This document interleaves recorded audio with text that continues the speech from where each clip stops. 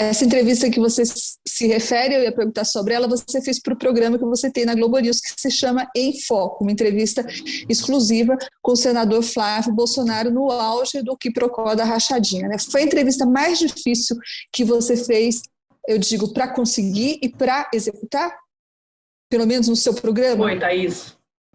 Eu diria que sim, porque, como você bem sabe, tem um processo de convencer alguns personagens, né? Pessoas, por exemplo, no caso do senador, ele é filho do presidente da República. Como você disse, ele estava no auge, estava no auge da questão do COAF, da investigação do COAF, das rachadinhas, e foi exatamente um mês depois da decisão do ministro Toffoli suspendendo a investigação. Então, eu não sabia se ele ia querer dar aquela entrevista. Eu tinha começado a negociação para ele ir ao programa uns 2, 3 meses antes. Então, você fica naquela ansiedade e naquele medo de ele desistir de uma proposta que, para mim, era interessante e para ele também poder se explicar e falar um pouco mais.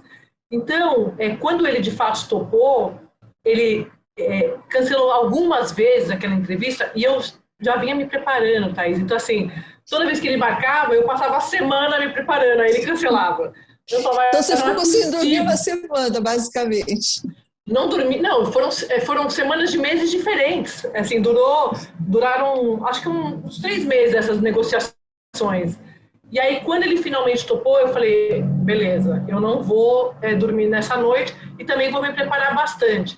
E durante a entrevista, quando eu comecei a fazer as perguntas do COAF e tal, ele não se furtou a responder absolutamente nada, ele respondeu a tudo, mas na questão do COAF, ele tinha uma argumentação do advogado que estava presente, que é o Frederico Assef, estava lá presente, ficou acompanhando a entrevista, e eu sentia que o Assef queria interromper algumas vezes para embasar o senador, mas não dá, você está no meio da entrevista.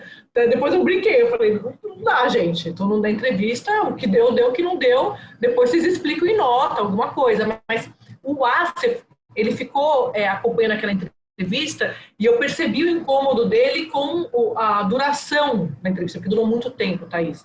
O programa tem 30 minutos, eu gravei acho que 1h30, porque só na questão do COAF eu fiquei uns 30 minutos.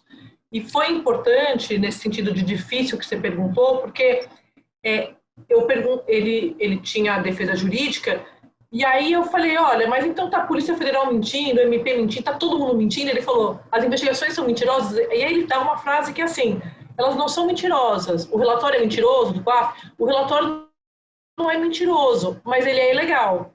E aí ficava claro qual era a estratégia de defesa dele, né? Jurídica. Focar naquilo. Técnica jurídica total. E ele, enfim, assim, como eu disse, respondeu a tudo. Depois ainda falou de outras questões envolvendo o Ministério da Damares, quer dizer, coisas que não tinham a ver com a alçada dele.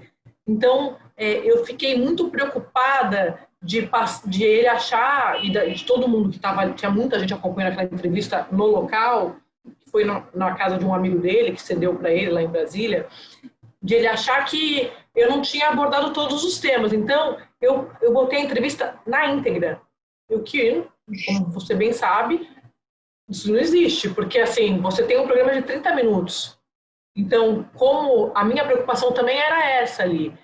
Depois, como é que eu vou fazer? 30 minutos e o restante dessa 1h30?